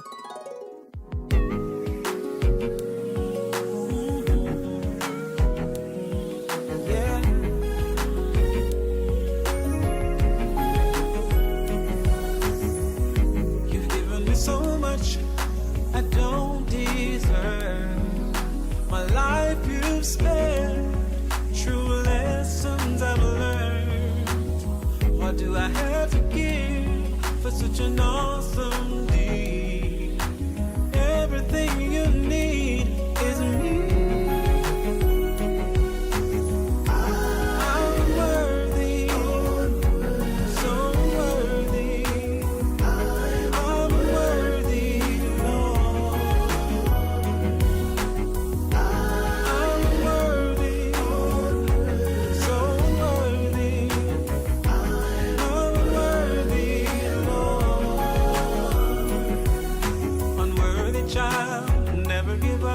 Unworthy child, you better get up. Unworthy child, find a lighthouse. The grace of God will never run out. Unworthy child, never give up. Unworthy child, you better get up. Unworthy child, find a lighthouse. The grace of God. He says, come to me, and I'll give you what you need. I'll plant in you a great new seed. You can be everything you want to be if you place all your trust in me. Yeah. I'm worthy, so unworthy. I'm unworthy, Lord. I'm worthy, so unworthy. I'm worthy, Lord. Unworthy child, never give up. Unworthy child, you gotta get up. Unworthy child, find the lighthouse. The grace of God will never run out. Unworthy child, never give up. Unworthy child, you gotta get up. Unworthy child, find the lighthouse. The grace of God will never run out. I'm unworthy, so unworthy. I'm unworthy, Lord. I'm unworthy, so unworthy. I'm unworthy, Lord. Unworthy child, never give up. Unworthy child, you gotta get up. Unworthy child, find a lighthouse. The praise of God will never run out. Unworthy child, never give up. Unworthy child, you gotta get up. Unworthy child, find a lighthouse. The praise of God will never run out. Unworthy, so unworthy. I'm unworthy, Lord.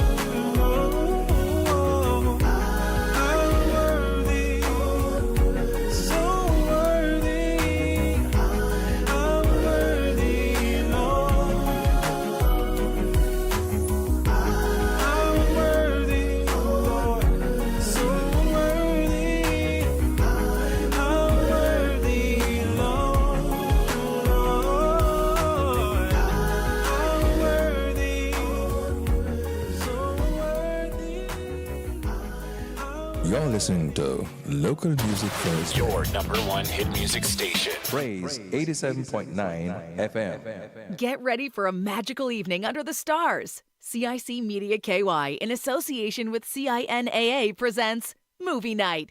Join us on Sunday, March 30th at 6:30 p.m. on the beautiful lawns of Pedro St. James Castle, Savannah. We're featuring the inspiring film, The Hopeful. Bring your blankets, chairs, family, and friends. Snacks and refreshments will be available. Best of all, it's free. Don't miss Movie Night. See you there. Sponsored by Pedro St. James, CICSDA, CINAA, Praise 87.9 FM. Latvia has been referred to as a nation of singers. As many as 40,000 Latvians dressed in traditional clothing participate in the Latvian Song Festival, an event that's been held for over 150 years. More than 15,000 people sing in the final performance of the festival. Singing improves your mood, your memory, and helps with stress. And singing with others can build a sense of community. Again and again, the Bible encourages Christians to sing. Sing to Him. Sing psalms to Him. Psalm 105 verse 2 says, "You don't have to be the best singer in order to sing to God. If you can make a joyful noise, that's a powerful way to connect with heaven and an excellent way to memorize Bible verses." The Bible makes clear there'll be a lot of singing in heaven. So here on earth, be sure you sing to God and be blessed. I'm John Bradshaw for It Is Written. Just a recap on how advertisers have used gimmicks to sell us things. To sell hamburgers, they use a clown and a king. To sell us batteries, they use a pink bunny with a drum. To sell cereal, they've used a tiger, a leprechaun, and a toucan. They used a talking baby to sell us investment services. To sell car insurance, they use a caveman and a gecko with an English accent. And to sell us disability insurance, they use a duck. Well, here we simply ask our listeners to help us stay on the air with their financial support. So thanks for your support of Gimmick-Free Radio. Praise 87.9 FM, inspirational and family friendly.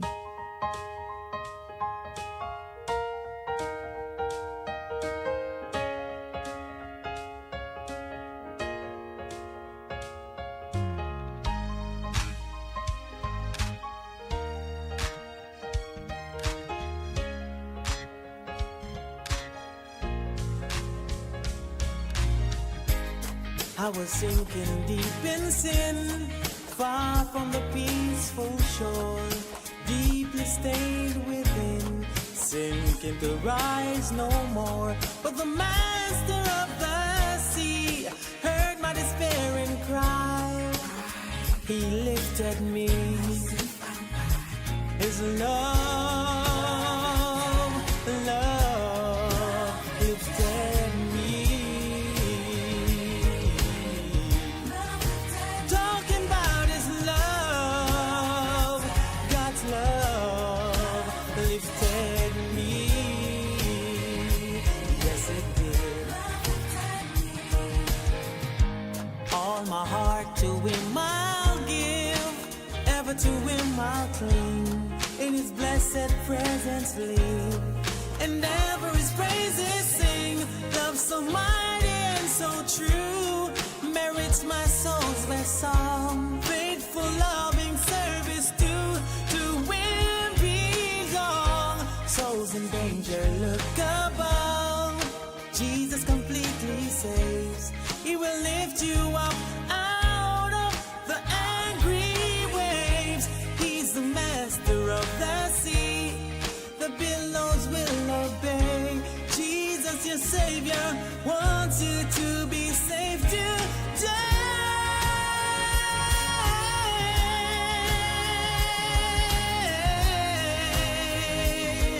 Oh, I'm talking about His love. God's love lifted me. Yes, it did. His love, God's love lifted me.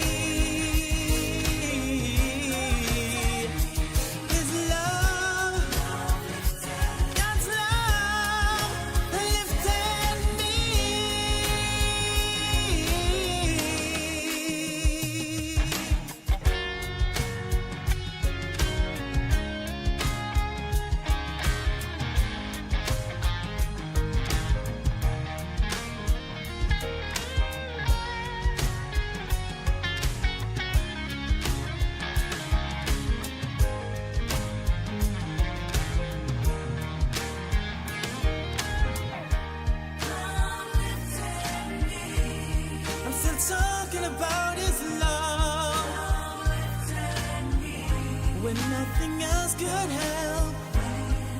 Nothing else could help. Love lifted me. Love lifted me. Love lifted me. When nothing else could help. Love lifted me. Oh, when nothing else could help. Love lifted me. Get ready for a magical evening under the stars. CIC Media KY, in association with CINAA, presents Movie Night.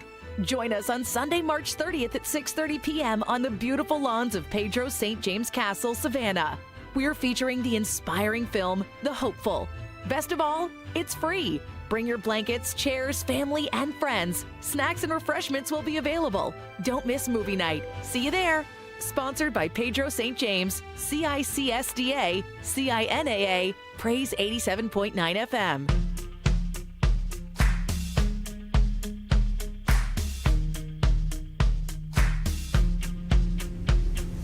Bright light shining all around us, we can see. You speak and your words become more reality. It is your word that called us into being. It is your word that lives inside of me. Your word is all I have and all I know is true.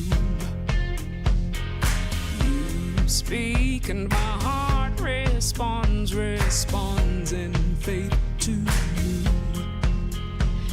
It is your word that fashioned time and space. It is your word that keeps everything in place. Oh, it is a big world, yet you created it with your word.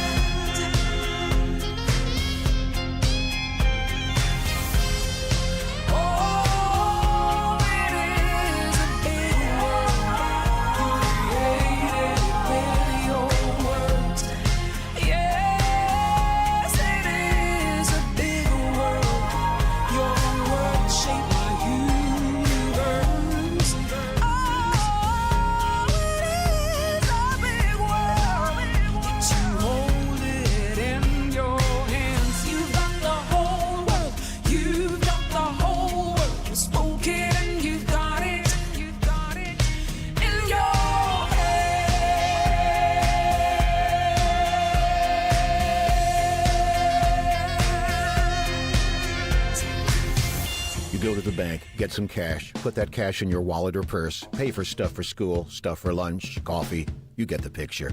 Then you hear your radio say, Praise 87.9 FM is a listener-supported station. you think about what's left, a few crumpled bills and some coins that have seen better days. Sure, you love listening. You even support the station by telling others how cool it is, but the leftover cash just seems to taunt you.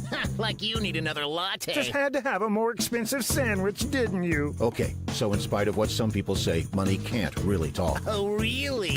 No, don't you... Like I said, your money can't talk. But what your money can do is help us to talk. We've got a message to share, and your money, wrinkled, dull, and any amount helps us share a message that you can take with you when you get a latte, buy a sandwich, or take the kids wherever they need to go next. You can support us with no guilt. Praise 87.9 FM.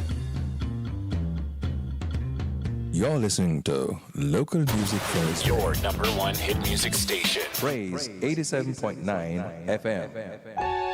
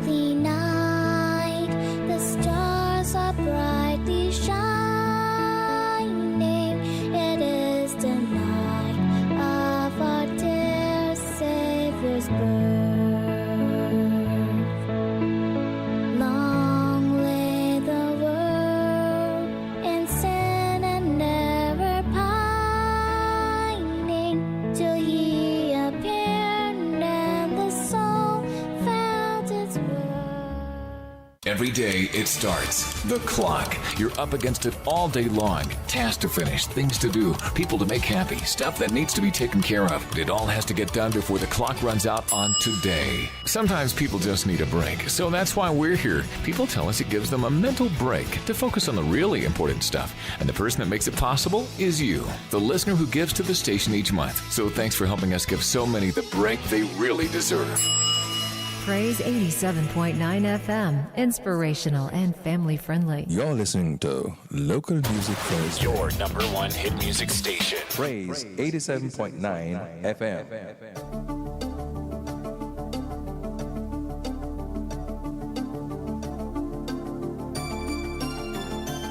Welcome to Focus on Prophecy with John Carter.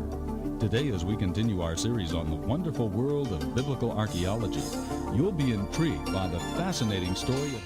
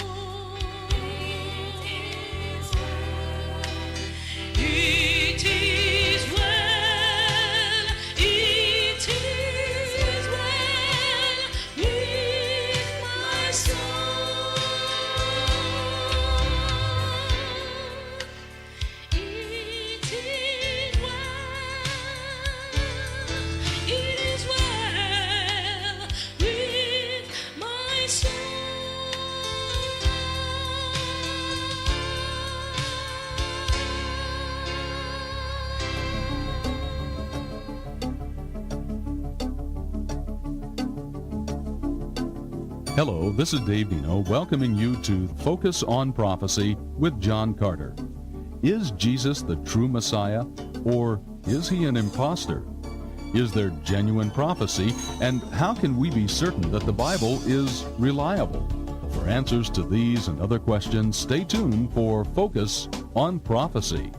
Hello there, dear radio friend, and I want to give you today just the warmest, most personal welcome to Focus on Prophecy. I'm glad you've joined us today for the continuation of the Jew, the Arab, and Jerusalem. Yesterday, I started to tell you the amazing story of the overthrow of the city of Jerusalem according to the amazing, wonderful prophecies of the Bible. Now, as you know by now, as you've been listening to my programs, Dead Men Do Tell Tales, you know that I have some strong convictions. I am convicted. I am convinced that the Bible is true. I've seen the evidence, my friend. I'm not talking like an armchair theologian. I've seen the evidence. I have visited these sites.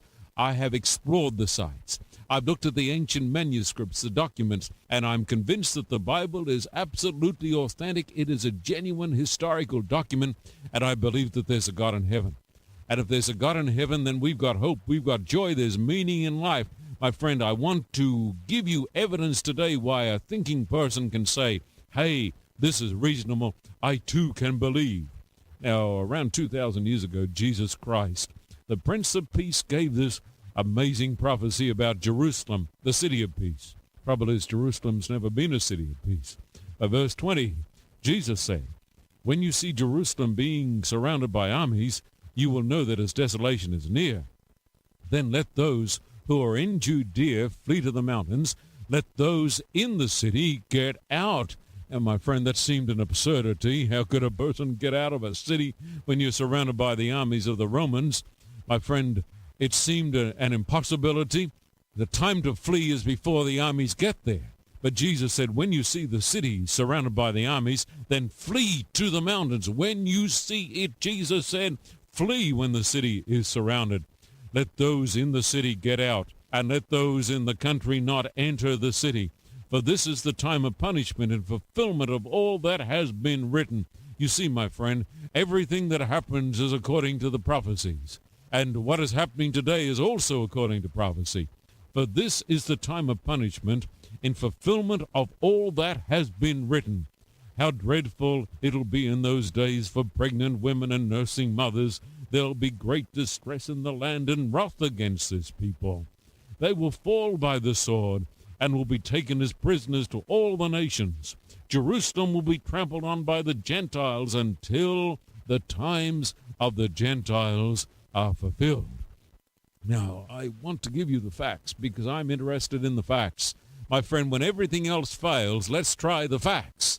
Jesus said, when you see Jerusalem surrounded by the armies, let those in the city get out and go to the mountains, flee, don't come back, run away, go on your way. When you see the armies around Jerusalem, it seemed absurd because, my friend, we would have thought, Jesus would have said, get out before the armies get you, get out before the armies get around you. But Jesus said, no, when you see the city surrounded by the armies, then flee. That's the sign to flee. The sign to flee is when Jerusalem is surrounded by the armies. Did you get that, friend? The time to flee is when Jerusalem is surrounded by the armies. Let me give you history. In 66 A.D., the Romans came up against Jerusalem. You see, the Jews revolted against the harshness of their Roman overlords. And the Romans sent down from the north a guy by the name of Cestius Gallus, who was the governor of Syria. And he came down and he surrounded the city of Jerusalem. Inside the city of Jerusalem, there were many, many believers, people who had read the words, people who had the words of Jesus Christ. They knew the words of Jesus Christ. And when they saw the city surrounded by the Roman soldiers, they said, "Hey, this is the predicted sign. The time has come to flee." But my friend, how do you flee when you're surrounded by the armies of the greatest power in the world? That's why I say it seemed an impossibility. But then something amazing happened. Cestius Gallus, the Roman general, retreated for no good reason, for no logistical reason, for no strategic reason. Cestius Gallus retreated, and he went down the Beth Horon road to the coast, running away. And the Jews came out of their fortress like wild hornets, and they stung the Romans. And in one day, they killed 6,000 Roman soldiers. And they struck a coin that said, "In our first year of liberty." How wrong they were. And Jesus said, they're going to come back. And back they came. Now listen very carefully to what I say as I talk about the fulfillment of this remarkable, wonderful prophecy. Christ's believers had seen the sign, and on the queue they left the sinking ship, and they fled to a little town in the Decapolis by the name of Pella. And when the Romans came back, because the Romans did come back, they came back, my friend, in 70 A.D. under Titus, firstly under General Vespasian, but then under Titus. And Titus surrounded the city of Jerusalem exactly as the Bible had predicted. And then, my friend, the awful siege took place. Inside the city of Jerusalem were dreadful scenes, awful carnage. There was even cannibalism, we're told by Josephus. People were divided up into camps. John of Giscala and other men, leaders of factions, fought each other and burnt each other's food supplies. And then, at the end of the year, Titus broke through the defenses and broke into the city. And the remaining of the Jewish survivors, and there were about 1 million Jews, we think, inside the city of Jerusalem at this time. That's what Josephus, the Jewish historian, tells us. Many of the people fled into the great temple. And oh, what a place that was. It was a fortress. It was a place of wealth. It was a place of glory. It was a place of destiny. And Titus had said, whatever you do, he said, don't destroy the temple. He said, you can destroy Jerusalem. You can destroy the Jews. But he said, I tell you, do not destroy the temple, because it is the place of the almighty, holy Jewish God.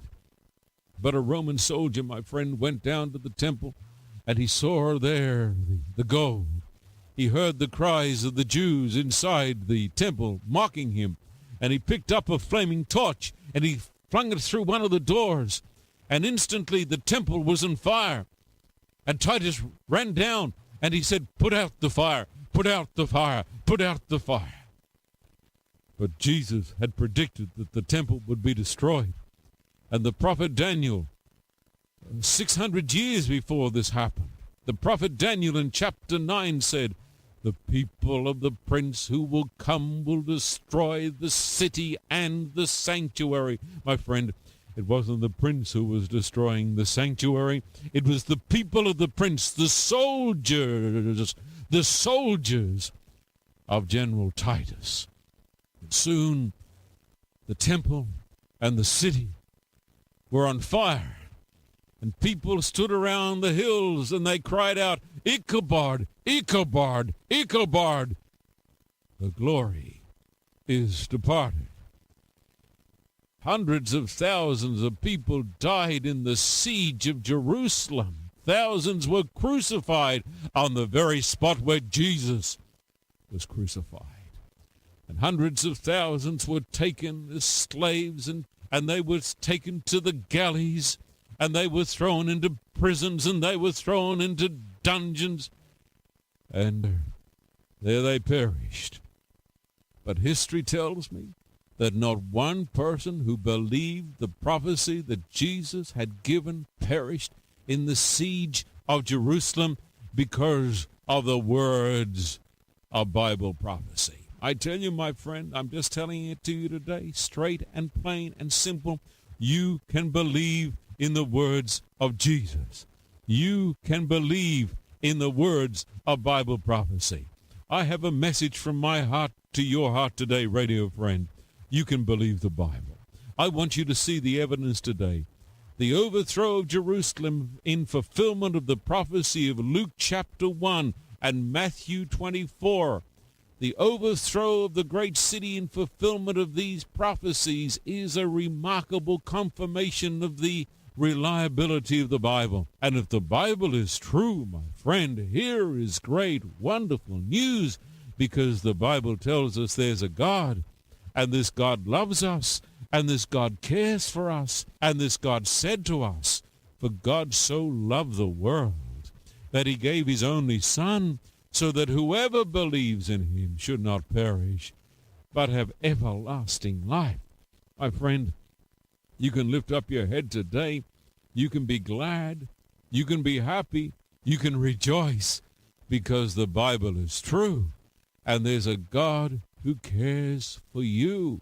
There's a God who loves you, and there's a God who wants for your very best good. My friend, I want to give you a little testimony today. No, it's a big testimony. It's the testimony of a person who once was an unbeliever. That is John Carter.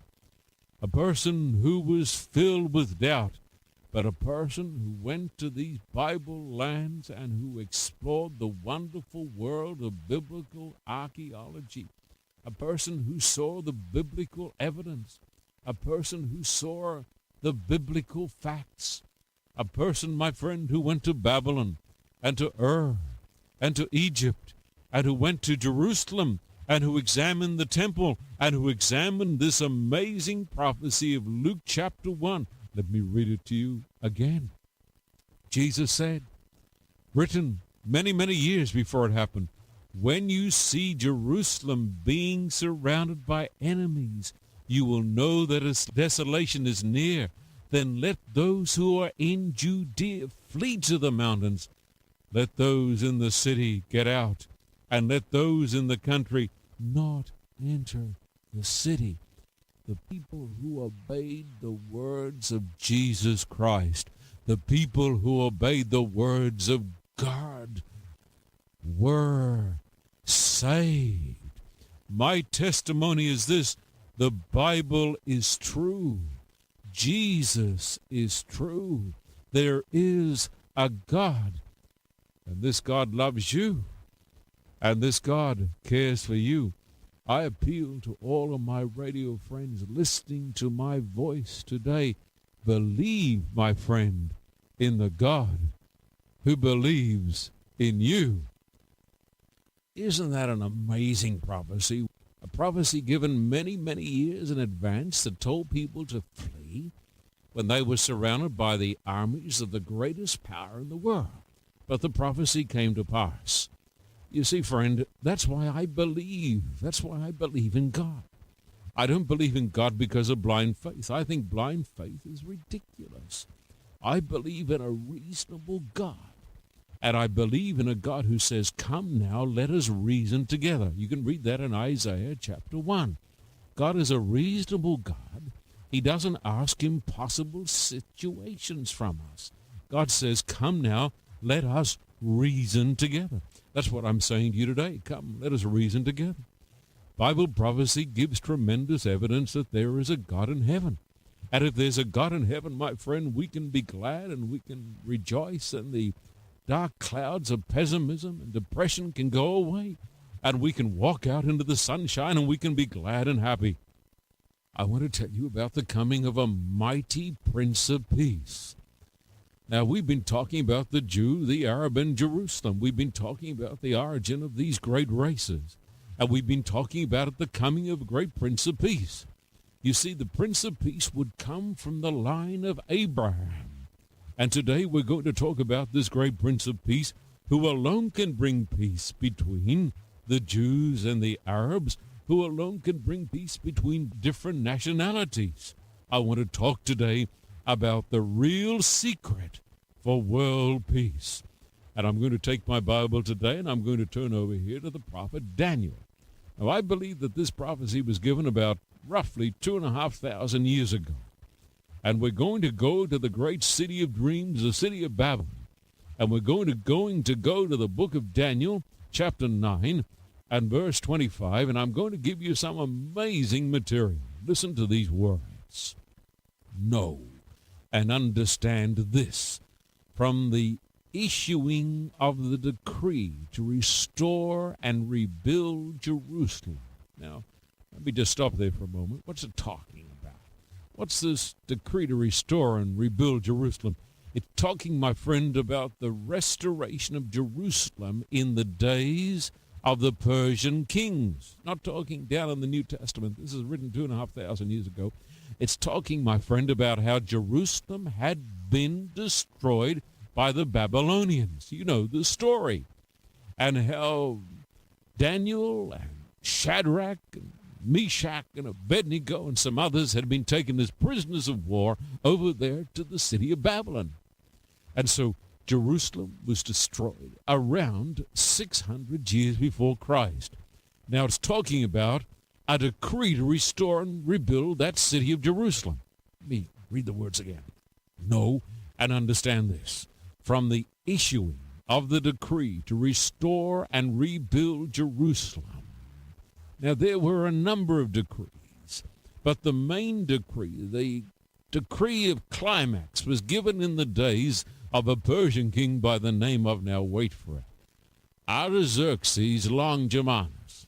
How do you like that one? Artaxerxes Longimanus.